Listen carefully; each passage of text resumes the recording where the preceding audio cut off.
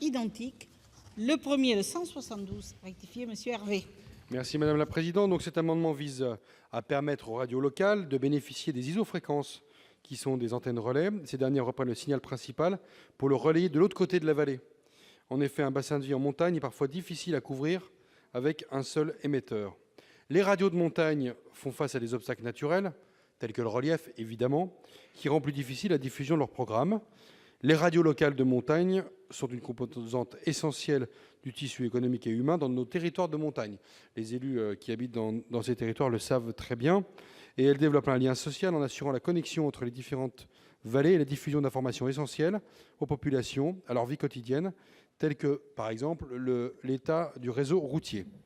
La référence législative aux obstacles géographiques, je cite, permettra au Conseil supérieur de l'audiovisuel d'accorder cet outil aux radios confrontées à de telles difficultés.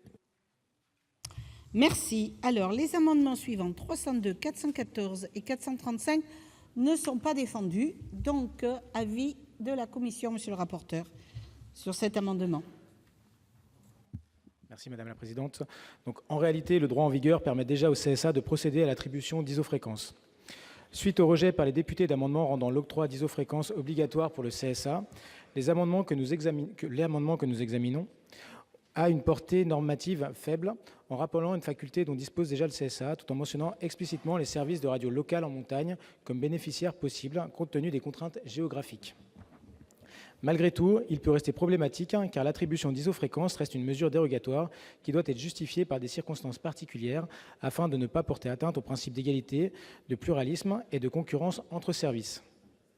Le CSA nous a alertés sur le risque de contentieux en cas de mention spécifique des radios locales de montagne dans la loi de 1986 sur la liberté de communication. Au demeurant, l'absence d'isofréquence ne fait aucunement obstacle à ce que la même radio puisse être retenue, le cas échéant sur deux fréquences de régions voisines non affectées de contraintes, afin par exemple de permettre la prise en compte des bassins de population. J'ajoute enfin qu'en commission, nous avons déjà inséré une mesure favorable aux radios locales en prévoyant l'octroi par le CSA d'utilisation temporaire dans des occasions exceptionnelles ou saisonnières afin de faire face aux pics de fréquentation. C'est donc une demande de retrait ou avis défavorable.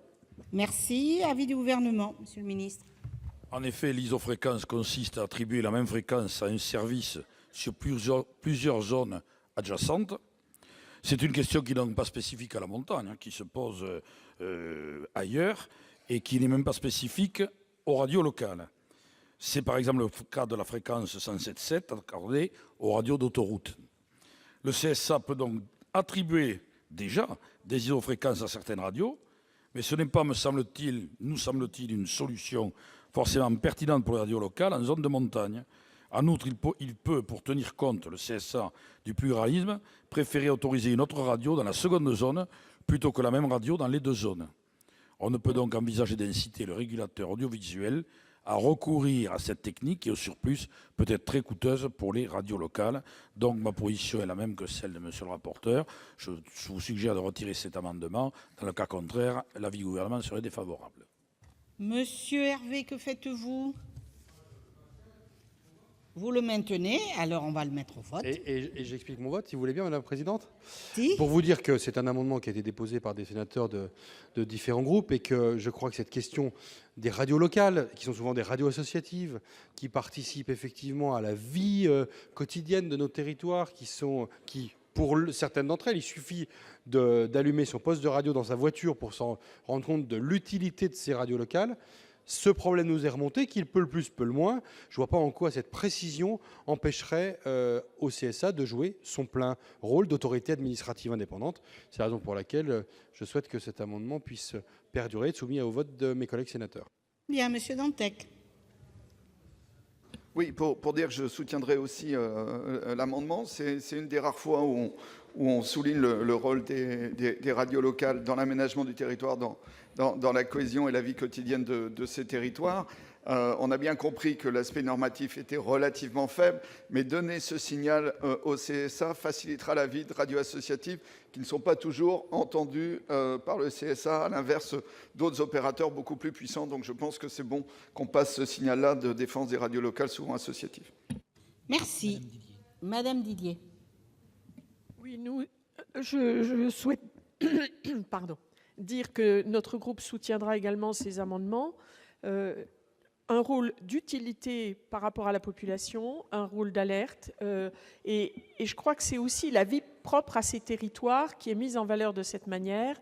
Donc, c'est utile. Je ne vois pas en quoi le CSA pourrait s'en trouver choqué. Il n'y a aucune contre-indication dans cette histoire. Et donc, on peut absolument donner cette liberté aux territoires de s'organiser autour de leur radio locale. C'est important. Monsieur Lamini. Oui, merci Madame la Présidente, Monsieur le Ministre, mes chers collègues, même n'étant pas un spécialiste des radios locales, mais je soutiendrai aussi. À titre personnel, parce que je crois dans les... Bon, mon département n'est pas un département de montagne, un petit peu, modestement, mais par rapport donc à notre collègue Loïc Hervé et certains de ses collègues, nos collègues qui ont soutenu, il faut dire que les radios locales ont aussi leur utilité. Les bénévoles, qu'on tient aussi à avoir un signe fort de reconnaissance par rapport à ce qu'ils font. C'est aussi des passionnés par ce qu'ils font. Ils partagent avec beaucoup de conviction, beaucoup de cœur, il faut le dire. Et c'est aussi un signe de reconnaissance et d'encouragement pour ces bonnes volontés qui se dévouent aussi, sans compter leur temps, je dirais, puis c'est aussi un rôle, bon, secteur de montagne, c'est aussi un signe fort de bonne communication et d'aménagement du territoire, il faut le dire aussi. Voilà, donc je le soutiendrai. Merci. Merci. Alors, je vais donc mettre aux voix cet amendement qui a reçu 2 avis défavorables. Qui est pour?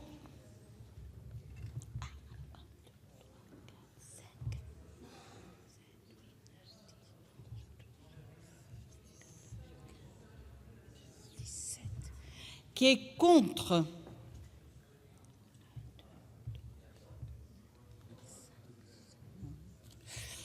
Qui s'abstient? Eh bien, l'amendement est adopté. Alors, nous arrivons à l'article 10 et c'est